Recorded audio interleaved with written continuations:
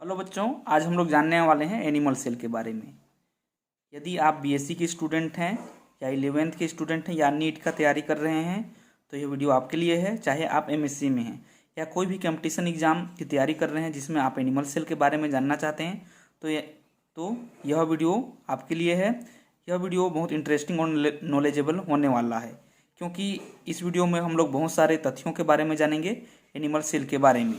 तो देखिए, यह पूरा एनिमल सेल है जिसमें आप लोगों को दिखाई दे रहा होगा बहुत सारी संरचना, जिसमें microvilli, pinocytosis, plasma membrane, cytoplasm, mitochondria, Golgi body, secretary vesicle, peroxisome, centrosome, rough endoplasmic reticulum, smooth endoplasmic reticulum, microfilament, ribosome, free ribosome और फेगोसाइटोसिस। ठीक, इन सब के बारे में हम लोग विशेष कैरेक्टर और इन सब के बारे में जानने वाले हैं। तो वीडियो को पूरा देखिए, आपको पूरा समझ में आएगा। देखिए, यह माइक्रोविलाई है। ये क्या है? सबसे बाहर में दिखाई दे रहा होगा, ये अंगुली के समान प्रवर्ध हैं या फिंगर लाइक प्रोजेक्शन है, जो किससे मॉडिफाइड हैं? यह प्लाज्मा मेम्ब्रेन से मॉडिफाइड रूप हैं। जो माइक्रोविलाई हैं यह सेल के सरफेस को बढ़ाने में मदद करते हैं। देखिए, यदि इसमें ज़्यादा मटेरियल डाला जाए तो ये फैल जाएगा, तो क्या होगा? ये इसका जो सरफेस एरिया है, जो सतह है, वो बढ़ जाएगा। ठीक है, तो यह माइक्रोविलाई है। या फिर यह माइक्रोविलाई से दूसरे सेल भी जुड़ते हैं, अटैचमेंट में मदद करते हैं। उसके बाद देखिए, आप लोग को दिखाई दे रहा होगा ये पिनोसाइटोसिस। ये पिनोसाइटोसिस मतलब कोई पार्टिकल यदि लिक्विड फॉर्म में है, उसको सेल कोशिका अंदर लेता है, तो उस प्रक्रिया क्या कहलाता है? पिनोसाइटोसिस। उसके बाद देखिए यहाँ फेगोसाइटोसिस। देखो, पिनो मतलब पीने से है, साइटोसिस, साइटो मतलब सेल, सिस साइटोसिस मतलब सेल के अंदर। सेल यदि कोई खाना पीना कर रहा है, पीने का काम कर रहा है, उस प्रक्रिया को क्या कहते हैं? पिनोसाइटोसिस। और देखो फेगोसाइटोसिस, फेगो मतलब खाना, साइटोसिस मतलब सेल के अंदर। यदि कोई बड़ा पार्टिकल है, देखिए ये छोटा पार्टिकल है, ये बड़ा पार्टिकल है, यदि बड़े पार्टिकल को सेल अपने अंदर लेता है और इंटर करा जाता है, ठीक है, सेल के अंदर, तो उस प्रक्रिया को फेगोसाइटोसिस कहते हैं। क्योंकि फेगो मतलब खाना, साइटोसिस मतलब सेल के अंदर। सेल के अंदर कोई खाना खा रहा है यदि सेल, तो खाना नहीं बोल सकते, ये एंजाइम हो सकता है, या फिर सेल का खाना ही है, एंजाइम हो सकता है, कोई प्रोटीन हो सकता है, इसको सेल के अंदर लिया जाता है, तब उस कंडीशन में इसको फेगोसाइटोसिस कहा जाता है। उसके बाद आप लोग जानते ही हैं, ये सेल के अंदर जो बाहर में एक लेयर दिखाई दे रहा है, देखो बच्चों, ये सब तरफ ये क्या है? प्लाज्मा मेम्ब्रेन है। ठीक है, सबसे बाहरी परत एनिमल सेल का क्या है? प्लाज्मा मेम्ब्रेन, जो सेल को एक प्रॉपर शेप देने में, आकार देने में और पदार्थों के आवागमन में भी नियंत्रण करता है। यह लिपिड बाई मेम्ब्रेन का बना होता है। आप लोग जो है नोट भी कर लेंगे, लिपिड बाई मेम्ब्रेन का बना होता है, मतलब लिपिड की दोहरी झिल्ली से बना हुआ होता है। यह चयनात्मक पारगम्यता शो करता है, मतलब सेलेक्टिव परमिएबल होता है, मतलब कुछ चीज़ों को अंदर जाने देता है, कुछ चीज़ों को बाहर जाने देता है, जिससे गेट कीपर काम करता है। लाइक दैट ये प्लाज्मा मेम्ब्रेन भी वैसे ही करता है, कुछ ही चीज़ों को सेल के अंदर जाने देगा और सबको अंदर जाने नहीं देगा, या सेल के बाहर। ठीक है, तो यह गेटकीपर की तरह काम करता है। ठीक है, उसके बाद देखिए साइटोप्लाज्म। ये आप लोग को समस्त पार्ट क्या है? साइटोप्लाज्म। साइटो मतलब सेल, प्लाज्म मतलब इसका जो भी द्रव्य है। तो सेल के अंदर समस्त पार्ट न्यूक्लियस को छोड़ करके ये सारे माइटोकॉन्ड्रिया, गोल्जी बॉडी, सारे समस्त लिक्विड द्रव्य और ये कोशिकांग, केवल और केवल ये न्यूक्लियस को छोड़ करके ये क्या कहलाते हैं? साइटोप्लाज्म कहलाते हैं। ठीक है, उसके बाद देखिए ये माइटोकॉन्ड्रिया। ठीक है, माइटोकॉन्ड्रिया ये जिसको आप लोग जानते हैं कोशिका का पावर हाउस के नाम से, क्योंकि इसी में भोज्य पदार्थों का ऑक्सीकरण होता है और एटीपी के रूप में एनर्जी मिलता है। ठीक है, इसीलिए माइटोकॉन्ड्रिया को कोशिका का पावर हाउस कहा जाता है। ये स्पष्ट दिख रहा होगा आप लोगों को, यह दोहरी झिल्ली की बनी हुई होती है। दोहरी झिल्ली, दो मेम्ब्रेन, एक आउटर मेम्ब्रेन, ये इनर मेम्ब्रेन। ठीक है, उसके बाद देखिए ये गोल्जी बॉडी, ये गोल्जी बॉडी दिखाई दे रहा है, जिसको कोशिका का पोस्टमास्टर कहते हैं, postmaster of cell, Golgi body. ठीक है, या इसको गोल्जी काय के नाम से भी जानते हैं, या प्लांट में इसको डिक्टायोसोम के नाम से भी जाना जाता है। तो यह क्या करता है? जैसे कि प्रोटीन बनने के बाद यह प्रोटीन को पैकेजिंग करने का काम करता है। क्या करता है? प्रोटीन को पैकेजिंग या उसको मैच्योर करने का, उसको परिपक्व करने का काम करता है। कौन? Golgi body. जो भी प्रोटीन है या फिर सूचनाओं, जो भी प्रोटीन बाहर प्रोटीन आते हैं, इसको इसमें रख करके परिपक्व किया जाता है। ठीक है, इसीलिए ये गोल्जी बॉडी को पोस्ट मास्टर कहते हैं। देखिए, पोस्ट मास्टर का क्या काम क्या है? चिट्ठी को रखना। ठीक है, और फिर उसको दूसरे जगह भेजना।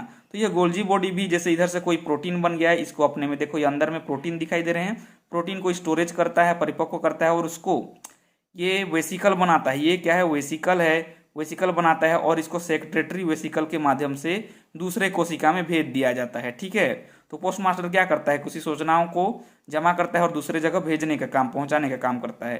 तो यह गोल्जी बॉडी भी इसी तरह प्रोटीन को रखता है और दूसरे जगह भेजने में मदद करता है। ठीक है, ये गोल्जी बॉडी कोशिका का पोस्ट मास्टर।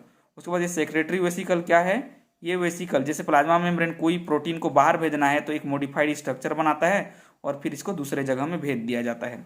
उसके बाद देखिए ये पराक्सीसोम दिखाई दे रहा है। ये पराक्सीसोम में H2O2 होते हैं। ठीक है, क्या हाइड्रोजन पराक्साइड होते हैं जो फ्री रेडिकल को न्यूट्रलाइज करने का काम करते हैं। ये पराक्सीसोम जो है यह लाइसोसोम का ही मॉडिफाइड रूप है। इसका मॉडिफाइड रूप है लाइसोसोम का ही, जो H2O2 होते हैं हाइड्रोजन पराक्साइड जो फ्री रेडिकल को न्यूट्रलाइज करने का काम करते हैं। ठीक है, देखिए बच्चों उसके बाद दिखाई दे रहा होगा आप लोगों को ये सेंट्रोसोम। ठीक है, सेंट्रोसोम केवल एनिमल सेल में पाया जाता है, सेंट्रोसोम केवल एनिमल सेल में पाया जाता है। ठीक है, जो सेल डिवीजन में मदद करता है। उसके बाद देखिए यह न्यूक्लियस दिखाई दे रहा होगा।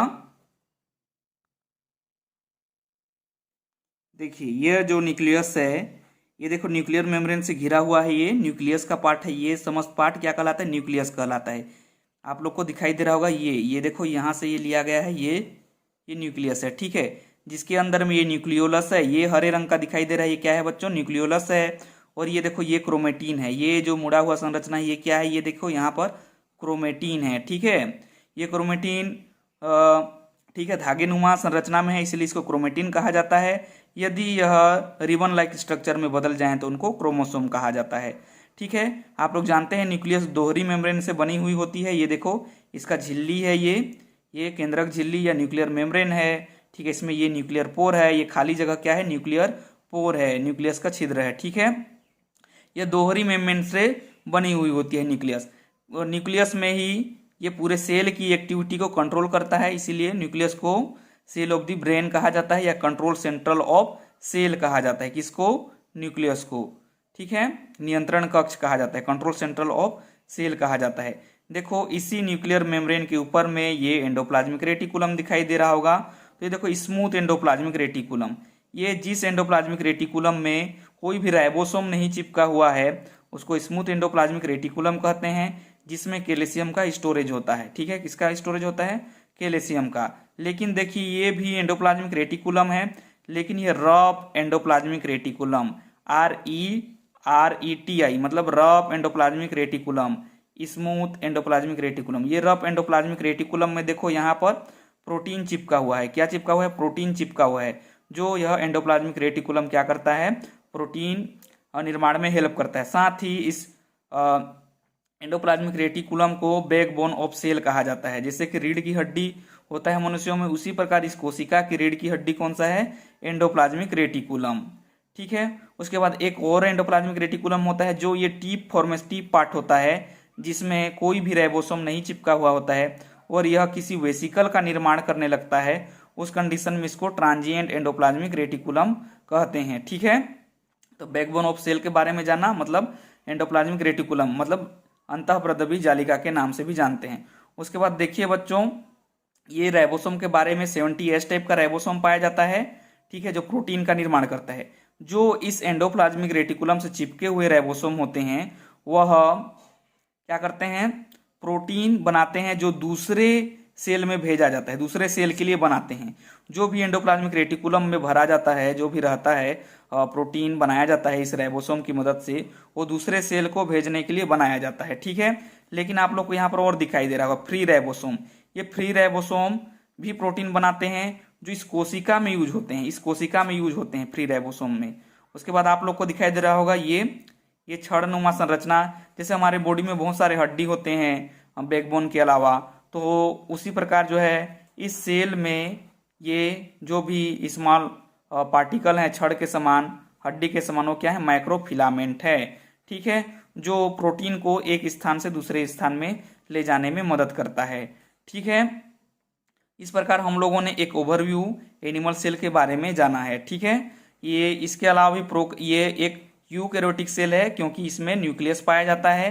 प्रोकैरियोटिक सेल मतलब क्या, बैक्टीरिया और साइनोबैक्टीरिया का भी वीडियो बन चुका है। यदि आप नहीं देखे हैं तो उसका लिंक जो है मैं डिस्क्रिप्शन में दे रहा हूँ, वहाँ से जाकर के जो है आप लोग देख सकते हैं। ठीक है, और इसको आप लोग जो है स्क्रीनशॉट कर लीजिए और एक अच्छा सा प्रॉपर नोट्स बना सकते हैं। ठीक है, इसी तरह का नॉलेजेबल वीडियो से जुड़ने के लिए आप जो है चैनल को सब्सक्राइब कर सकते हैं और जो है बेल आइकन को प्रेस कर सकते हैं, ताकि जब भी कोई वीडियो डाला जाए तो आप तक सबसे पहले वो वीडियो का नोटिफिकेशन पहुंच जाए और क्या वीडियो पहुंच जाए, ताकि आप जो है आसानी से नए वीडियो देख सकें। ठीक है बच्चों, मिलते हैं नेक्स्ट वीडियो में नए टॉपिक के साथ।